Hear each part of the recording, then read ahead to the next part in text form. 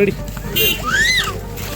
Sir, ಇವತ್ತು doctor BR Ambedkar 134ನೇ ಜನ್ಮದಿನ ಆಚರಣೆ ಅಂಗವಾಗಿ ಇವತ್ತು ಎಲ್ಲ ಕಡೆ ಅದ್ದೂರಿಯಾಗಿ ನಡೀತಾ ಇದೆ ಹಬ್ಬ ಥರ. ನಿಮ್ಮ ಒಂದು ಕ್ಷೇತ್ರದಲ್ಲಿ ಯಾವ ರೀತಿ ಮಾಡಿದ್ದೀರಾ? ಇದರಲ್ಲೇನು ಹೊಸದಾಗೇನು ಮಾಡೋದೇನು ಇರೋದಿಲ್ಲ.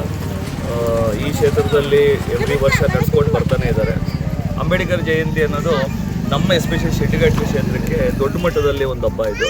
ಯಾಕೆಂದರೆ ಇಲ್ಲಿ ಈ ಕ್ಷೇತ್ರದಲ್ಲಿ ತುಂಬ ಹಿಂದುಳಿದ ಜನಾಂಗದ ಜನರು ಜಾಸ್ತಿ ಇದ್ದಾರೆ. ಹಾಗೂ ಈ ಕ್ಷೇತ್ರದಲ್ಲಿ ನಾನು ಅಬ್ಸರ್ವ್ ಮಾಡಿದಂಗಾಗಿದೆ, ಕಾಲೋನಿಗಳನ್ನ ಅಂತ ಮಾಡ್ಕೊಂಡಿದ್ದಾರೆ. ಎವ್ರಿ ಊರಲ್ಲೂ ಒಂದು ಕಾಲೋನಿ ಅಂತ ಇದೆ. ಆ ಕಾಲೋನಿಯಲ್ಲಿ ಪಾಪ ಬಡವರು ಆ ಕ್ಷೇತ್ರದಲ್ಲಿರೋ ಥರ ಇದು ಮಾಡಿದ್ದಾರೆ. ನಾನು ಇಷ್ಟೇ ಹೇಳೋದು, ನಮ್ಮ ಬಾಬಾ ಸಾಹೇಬ್ ಅಂಬೇಡ್ಕರ್ ಅವರು ಸಂವಿಧಾನ ಮಾಡಿದಾಗ ಮೇಯ್ನ್ ಕನ್ಸಿಡರ್ ಮಾಡಿದ್ದೆ ಬ್ಯಾಕ್ವರ್ಡ್ ಕ್ಲಾಸ್ ಕಮ್ಯುನಿಟಿನ ಮೇನ್ ಸ್ಟ್ರೀಮ್ ತರಬೇಕು ಅಂತ.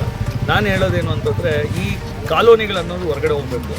ಎಲ್ಲ ಶಿಡ್ಲಘಟ್ಟ ಕ್ಷೇತ್ರದಲ್ಲಾಗಲಿ ಯಾವುದೇ ಹಳ್ಳಿಗಳಲ್ಲಾಗಲಿ ಕಾಲೋನಿಗಳಂತ ಇರಬಾರ್ದು. ಅವರು ಕೂಡ ಮನುಷ್ಯರೇ, ಅವರು ಕೂಡ ನಮ್ಮ ಜೊತೆ ಬೆರ್ತಿರಬೇಕು ಅನ್ನೋ ಒಂದು ಆಸೆ ನಂದು. ನಾನು ಯಾವಾಗಲೂ ಅಷ್ಟೇ, ನಾನು ಮುಂಚೆಯಿಂದನೇ ಹೇಳೋದಷ್ಟೇ, ಫಸ್ಟು ನಾವು ಮನುಷ್ಯರು, ಆಮೇಲೆ ಏನಿದ್ರೆ. ಸೊ ನನ್ನ ನಿಟ್ಟಿನಲ್ಲಿ ಏನನ್ನತ್ತಂದರೆ, ಈ ಕಾಲೋನಿ ಅನ್ನೋ ಒಂದು ಪದ್ಧತಿ ಹೋಗ್ಬಿಡ್ಬೇಕು. ಯಾಕಂದರೆ ಬಾಬಾ ಸಾಹೇಬ್ ಅವರು ಖಂಡಿತ ಕನಸದು ಆ್ಯಕ್ಚುಲಿ. ಸೊ ಅವರು ಶ್ರೀರಕ್ಷೆಯಾಗಿ ಜನಕ್ಕೆ ನಿಂತಿದ್ದಾರೆ. ಮೀಸಲಾತಿಗಳಿರ್ಬೋದು, ಏನೇ ಇರ್ಬೋದು, ಅವರಿಂದ ಇವಾಗ ಈ ದಿನಗಳಲ್ಲಿ ಸಿಗ್ತಾ ಇದೆ. ಮುಂದಿನ ದಿನಗಳಲ್ಲಿ ಅದ್ರ ಜೊತೆ ಸೇರ್ಕೊಂಡು ನಾವು ಏನು ಮಾಡೋಕ್ಕಾಗುತ್ತೋ, ಭವಿಷ್ಯದಲ್ಲಿ ಮಕ್ಕಳಿಗೆ ಏನು ಮಾಡೋಕ್ಕಾಗುತ್ತೋ ಆ ರೀತಿಯಲ್ಲಿ ನಾವು ಕೆಲಸ ಮಾಡ್ತೀವಿ. ಇವತ್ತು ಶಿಡ್ಲಘಟ್ಟದಲ್ಲಿ ಅದ್ದೂರಿಯಾಗಿ ಒಂದು ಕಾರ್ಯಕ್ರಮ ನಡೆದಿದೆ. ಹೊಸದಾಗಿ ನೂತನ ಅಂಬೇಡ್ಕರ್ ಭವನ ಗುದ್ದಲು ಪೂಜೆ ನಡೆದಿದೆ. ನಿಮಗೆ ಇನ್ವೈಟ್ ಸಿಗ್ತಾ ಇಲ್ಲ ಅಂದರೆ ಇತ್ತು, ಕರೆದಿದ್ರು. ಹಾಗೂ ಇಷ್ಟೇ ಹೇಳೋಕ್ಕೆ ಇಷ್ಟಪಡ್ತೀನಿ, ಅಂಬೇಡ್ಕರ್ ಭವನ ಆಗ್ತಿರೋದು ತುಂಬ ಒಳ್ಳೆ ಕಾರ್ಯ. ಆದರೆ ನನ್ನ ಆಸೆ ಏನು ಅಂತಂದರೆ, ಕ್ಷೇತ್ರದಲ್ಲಿ ಅಭಿವೃದ್ಧಿಗಳಾಗಬೇಕು. ಭವನಗಳಾದರೆ ಏನೂ ಆಗೋದಿಲ್ಲ. ಯಾವಾಗಲೂ ಇಷ್ಟೇ ಹೇಳೋದು, ಇವಾಗ ನಾವು ಒಂದು ಹಳ್ಳಿಗೆ ಬಂದು ನೋಡಿದ್ರೆ ಗೊತ್ತಾಗುತ್ತೆ ಕಷ್ಟಗಳೇನಿದೆ ಜನಗಳದ್ದು ಅಂತ. ಇವತ್ತು ಇಷ್ಟೇ ಹೇಳೋದು, ಭವನ ಆಗಲಿ, ಮುಂದಿನ ದಿನದಲ್ಲಿ ಜನಗಳಿಗೆ ಅವ್ರದ್ದೇ ಆದ ಒಂದು ಏನು ವರ್ಚಸ್ ಇದೆ ಅದು ಸಿಗಲಿ. ಬ್ಯಾಕ್ವರ್ಡ್ ಕ್ಲಾಸ್ ಕಮ್ಯುನಿಟಿಗೆ ನಾನು ಯಾವಾಗಲೂ ಹೇಳ್ತಾ ಇರ್ತೀನಿ, ಇವಾಗ ಹೆಂಗೆ ಒಬ್ಬರು ನಾವು ಗೌಡ, ರೆಡ್ಡಿ ಅಂತ ಹೇಳ್ಕೊಳ್ತಾರೋ, ನಾವು ಮಾದಿಗರು, ನಾವಿದು ಅನ್ನೋದು ಒಂದು ಬ್ರ್ಯಾಂಡ್ ಆಗಬೇಕು ಅನ್ನೋದು ನನ್ನ ಆಸೆ. ಸೊ ಎಲ್ಲರೂ ಒಂದು ಬ್ರ್ಯಾಂಡ್, ಎಲ್ಲ ಮಕ್ಕಳು ಒಂದು ಬ್ರ್ಯಾಂಡ್. ಸೊ ಎಲ್ಲ ಇಂಡಿಯನ್ಸ್ ಆಗಿ ಮುಂದೆ ಹೊರಗಬಿಡಬೇಕು ಅನ್ನೋದು ಆಸೆ. ಮತ್ತು ನಮ್ಮ ಶಿಡ್ಲಘಟ್ಟ ಕ್ಷೇತ್ರದಲ್ಲಿ ಸಂದೀಪ್ ರೆಡ್ಡಿ HR ಇವರಂದರೆ ಸಮಾಜ ಸೇವಕ, ಯುವ ನಾಯಕ, ಈ ಥರ ಎಲ್ಲ ಜನರಲ್ಲಿ ಒಂದು ಹೊಸದಾಗಿ ಒಂದು ಹೆಸರು ಬರ್ತಾ ಇದೆ. ಅದ್ರ ಬಗ್ಗೆ ನೀವು ಮುಂದಿನ ದಿನಗಳಲ್ಲಿ ಯಾವ ರೀತಿ ಸಮಾಜ ಸೇವೆ ಆಗ್ಬೋದು, ಇಲ್ಲ ರಾಜಕೀಯ ಆಗ್ಬೋದು, ಯಾವ ರೀತಿ ಮಾಡಬೇಕು ಕಾರ್ಯರೂಪ?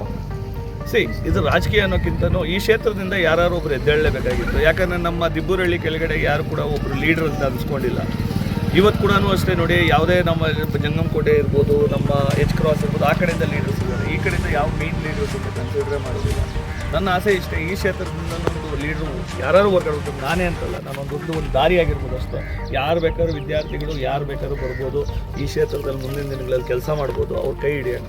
ಸರ್, ಮತ್ತು ಶಿಡ್ಲಘಟ್ಟ ಕ್ಷೇತ್ರ ಮುಂದಿನ ಚುನಾವಣೆಯಲ್ಲಿ ಮೀಸಲಾತಿ ಆಗುವ ತುಂಬ ಖುಷಿ. ಮೀಸಲಾತಿ ಆದರೆ ಅಟ್ಲೀಸ್ಟ್ ಒಂದಷ್ಟು ಜನ ಯಾರು ಸುಮ್ಮನೆ ಸಮಾಜ ಸೇವೆ ಅಂತ ಹೇಳ್ಕೊಂಡು ಫೀಲ್ಡಲ್ಲಿದ್ದಾರೋ ಅವರೆಲ್ಲ ಹೊರಗಡೆ ಹೋಗ್ತಾರೆ. ಆಲ್ರೆಡಿ ಸ್ಟಾರ್ಟ್ ಆಗಿದೆ ಅಂತಲೂ ನನಗೆ ಅನಿಸುತ್ತೆ, ಕೆಲವರೆಲ್ಲ ಕಾಣ್ತಾನೆ ಇಲ್ಲ ಆಲ್ರೆಡಿ. ಆದರೆ ನನ್ನ ಒಂದು ಆಸೆ ಏನು ಅಂದರೆ, ಮೀಸಲಾತಿ ಅನ್ನೋದನ್ನು ಜಸ್ಟ್ ಒಂದು ನಾಮಕಾವಸ್ಥೆಗೆ ಆಗಬಾರ್ದು. ಆ ಜನಗಳಿಗೆ ಶಕ್ತಿ ತುಂಬ ಕೆಲಸ ಆಗಬೇಕು. ಸುಮ್ಮನೆ ನಾವು ಅಂಬೇಡ್ಕರ್ ಜಯಂತಿ ಮಾಡೋದ್ರಿಂದ ಆಗಲಿ ಇದರಿಂದ ಆಗೋದಿಲ್ಲ ಶಕ್ತಿ ತುಂಬೋದು. ಆ್ಯಕ್ಚುಲಾಗಿ ನಾನು ಹೇಳಿದೆ, ಎಲ್ಲರ ಮನೆಯಲ್ಲಿ ಹೋಗಿ ಊಟ ಮಾಡಬೇಕು, ಅವ್ರ ಮನೆಯಲ್ಲಿ ಊಟ ಇದು ಮಾಡಬೇಕು. ಅದಕ್ಕೆ ಹೇಳಿದ್ದು, ಇವತ್ತು ಬೆಳಗ್ಗೆಯಿಂದ ನಾನು ಜನಗಳ ಜೊತೆ ಸೇರ್ತಾ ಇದ್ದೀನಿ, ಅವ್ರ ಜೊತೆ ಊಟ ಮಾಡ್ತಾ ಇದ್ದೀನಿ, ಕೇಕ್ ತಿಂತಾ ಇದ್ದೀನಿ. ಯಾಕೆ ಹೇಳ್ತಾ ಇದ್ದೀನಿ ಅಂತಂದರೆ, ಯುವಕರಲ್ಲಿ ಇದೊಂದು ಭಾವನೆ ಹುಟ್ಟಬೇಕು. ಈಗ ಇವರೆಲ್ಲ ನಮ್ಮವರೇ, ನಮ್ಮಂಥ ಭಾವನೆ ಬರೋ ತನಕ ಈ ಕ್ಷೇತ್ರದ ಅಭಿವೃದ್ಧಿ ಆಗೋದು ತುಂಬ ಕಷ್ಟ ಆಗುತ್ತೆ.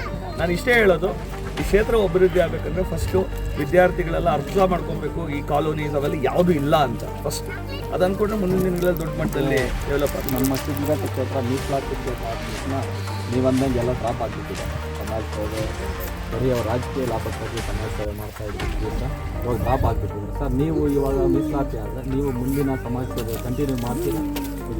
ನಾನು ಅದನ್ನೇ ಹೇಳಿದ್ದು, ಈ ಕ್ಷೇತ್ರಕ್ಕೆ ನಾವು ಬಂದಾಗ ಯಾವುದೇ ಥರ ರಾಜಕೀಯ ಪ್ರೇರಣೆ ಅಥವಾ ನಾನು ಬಂದಿರಲಿಲ್ಲ. ನಾನು ಬಂದಿರೋದು ಈ ಸಮಾಜಕ್ಕೆ ಏನಾದ್ರು ಕೊಡುಗೆ ಕೊಡಬೇಕು, ನಾವು ಏನೋ ಮಾಡಿದ್ದೀವಿ ಸಮಾಜದಲ್ಲಿ, ಏನಾದ್ರು ಒಂದು ಮಾಡಬೇಕು ಅಂತಲೇ ಬಂದಿದ್ದು. ನಾನು ಹೇಳಿದ್ನಲ್ಲ, ಯಾವುದೇ ಒಂದು ವಿದ್ಯಾರ್ಥಿ ಇವಾಗ ಮೀಸಲಾತಿ ಬಂದರೆ ಆ ವಿದ್ಯಾರ್ಥಿನೋ, ಒಂದು ಲೇಡಿನೋ, ಒಂದು ಹುಡುಗನೋ, ಯಾರನ್ನೋ ಒಬ್ಬನ ನಿಲ್ಲಿಸಿ ಅವ್ರಿಗೆ ಬ್ಯಾಕ್ ಬೋನ್ ಆಗಿ ನಿಂತು ಅವರು ಕೂಡ ಓಡಾಡೋಣ, ಇದೇ ಥರ ಓಡಾಡೋಣ. ಅವರು ಮುಂದಿನ ದಿನಗಳಲ್ಲಿ ನಮ್ಮ ಕ್ಷೇತ್ರಕ್ಕೆ ಒಳ್ಳೆ ಕೆಲಸ ಮಾಡ್ತಾರೆ.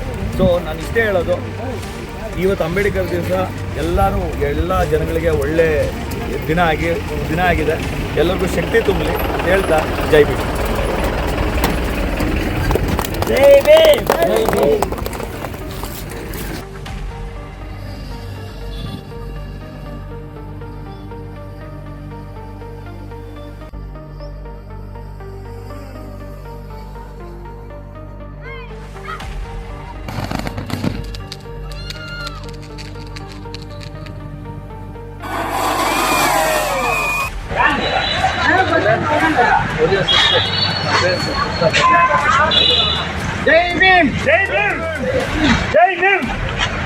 ಎಲ್ಲರೂ ಕೂಗಿ ಜೋರ ಜೈ ಭೀಮ್ ಜೈ Bhim. Hãy subscribe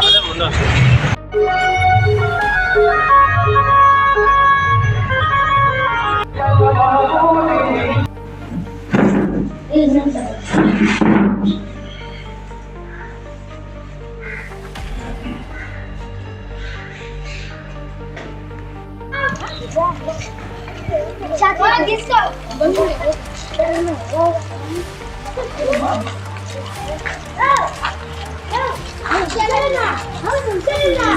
không bỏ lỡ những video hấp dẫn.